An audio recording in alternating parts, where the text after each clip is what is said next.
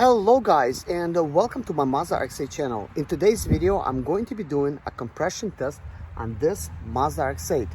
This is a 6-speed manual transmission Mazda RX8. It does not start. I bought it after the car has been sitting for 2 years and nobody could figure out anything with it, and here I am. We're going to be using a compression test kit that's inside of this box. Now normally what you want to do in order to do a compression test is 6 things. You need to warm up your vehicle, you need to remove your eccentric position sensor, you'll need to disconnect your 2 leading spark plugs, and then you'll need to, of course, hold your, you'll need to connect this tool to one of the rotors, which would be either 1 or 2, your choice, and then you need to hold down your gas pedal and I guess your clutch if you have a stick or 6-speed manual, and then you have to turn it over and then get the readings. So here we are, guys. We have the fuse panel here. This is already kind of like broken, so there's like a little connector broken there, so you can see there's all the relays right there. But when you flip this thing out, you'll see that there's a fuel relay. Here's the fuel. So we basically take this fuel relay and we get it out of here. Let's see here.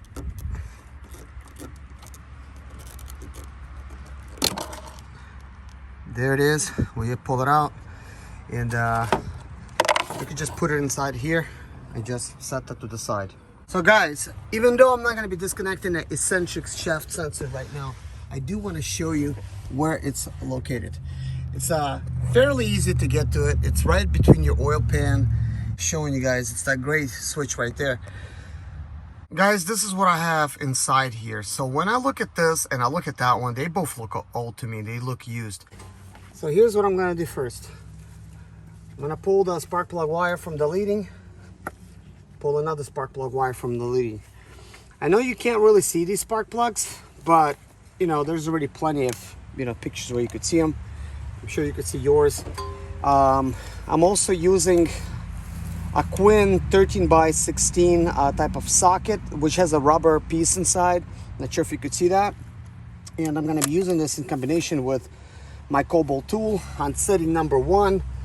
And I want to make sure that before I do anything that I get a good fit.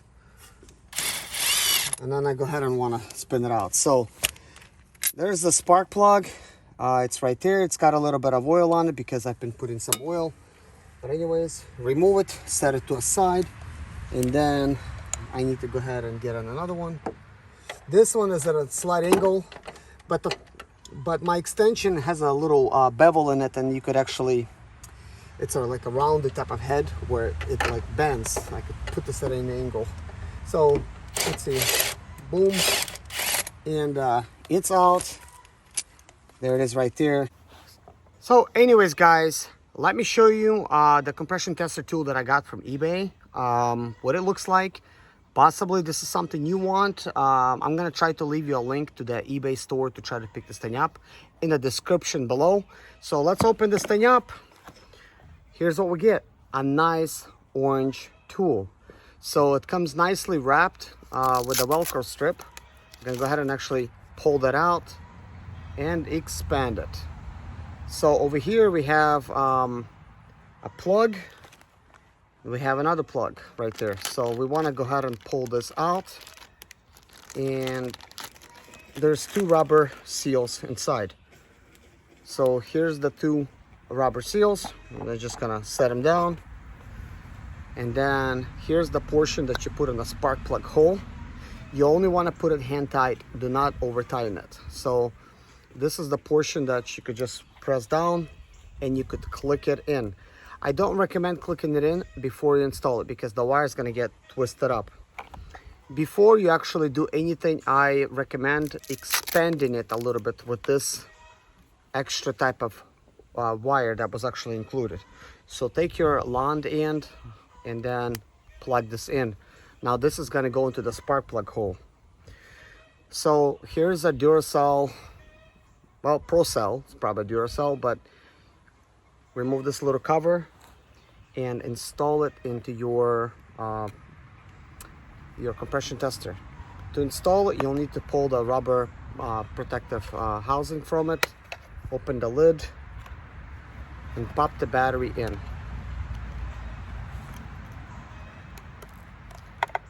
So upon popping it in, you want to go ahead and actually close the lid. Boom, it's closed. So the unit's kind of small like this, and there's a red button right here that turns it on and turns it off. So right now the unit is off, and we'll want to go ahead and install the protective covering. There's all types of protective coverings for them at different colors. I prefer our orange. It's just really easy to see, and I don't know, it just kind of looks cool. There's a screen protector. I'm gonna go ahead and leave it. So let's see, once I turn it on, it says all of that information in there. Let's see, I'll just show it to you guys. So it actually needs to begin cranking, it says. It needs to kind of like calibrate, and then it's ready to go. So right now, if I had this thing plugged into a spark plug hole, I could go ahead and actually just start cranking, and it's going to be showing me some kind of readings, from it. But before we do that, let's check this out. Now, I'm looking at this. This does have like a rubber seal on it. This is another one. I mean, it's quite small. I really don't know what to do with them, to be honest. I mean, there's one already here which is bigger, so that's actually what we want to use. I'm going to go ahead and close my compression tester. Like, I'm talking about just like the box to it, because I don't want to spill anything. I'm just gonna close it and go ahead and actually plug this into the hole. So you probably cannot see this, but I'm sorry, but this is kind of hard to see anyways. You'll have to kind of like put your hand, at the bottom right there, in between your engine mount, and just spin it into place. I am spinning mine. It seems to be going in no problem. You just want to get it just good hand tight. You don't want to use any tools to try to tighten it, guys. Otherwise, you'll really mess these things up. Okay, so that's tight. And now we want to go ahead and plug in our cable. There's not that much room here.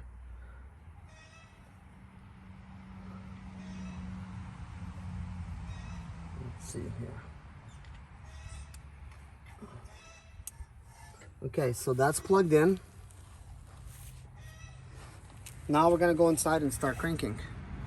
I mean, we're ready to go. We just gotta take this unit inside. Before moving on, I do want to show you guys where it's plugged in. There it is. That's a leading. So you could see to the right, it's a L, and at the top, it's a T. So we plugged it into the leading, and there's another leading spark plug hole. It's okay to have both spark plug holes removed because they're different cylinders. It's not going to affect your testing. Guys, I routed my compression tester right through the window so that I don't break anything. So we're ready to start cranking.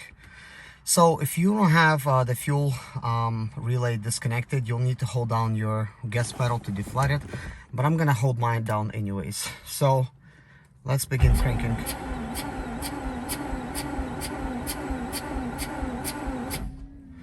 $75, $75, $71, PSI 117, 117, 111. So we have all of these readings.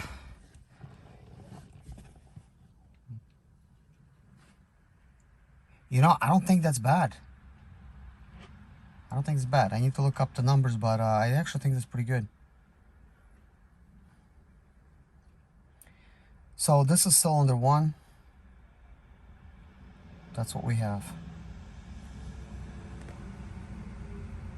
So guys, now we're ready for cylinder number 2. I'm going to go ahead and install it, and then we're going to start cranking away. Everything's plugged in, and I just turned the unit off and let it calibrate, so it looks like it's ready for me. So testing cylinder 2, holding down the clutch and the gas pedal.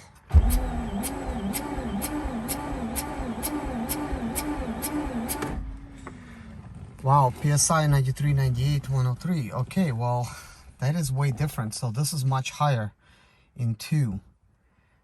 So perhaps my cylinder 1 is a lot worse. But I'm not sure. I need to really look at the readings now and just compare the two. Because I could be thinking of 2 different numbers. So we're just going to continue looking. So PSI 93, 98, 103. And then this one, 146, 154. So there's a bunch of different readings according to which country you live in and which one you actually go by. I think we go by PSI here.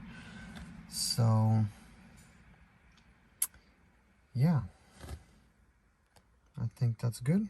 So anyways, guys, as you've seen, the compression test is concluded. Those are the readings, guys. I got 2 different readings and two of the cylinders, so you could see that. Let me know if this is good or bad. That being said, guys, I just replaced the spark plugs and I've removed my compression tester.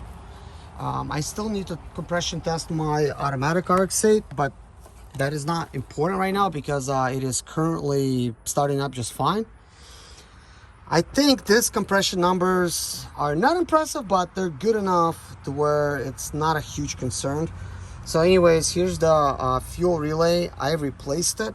But for now, guys, this video was just supposed to be me just doing a compression test. But anyways, guys, thank you so much for commenting on the videos and watching my videos and stuff like that. Thank you for all your tips and all your help. I really do appreciate it, guys. Take care, guys. See you in the next video. Please subscribe if you haven't already, because this is a Mazda RX-8 channel, and I'll continue posting videos about Mazda RX-8s as long as I own them. And I own 2 of them, so there won't be a shortage of videos, that's for sure. All right, guys. Bye-bye.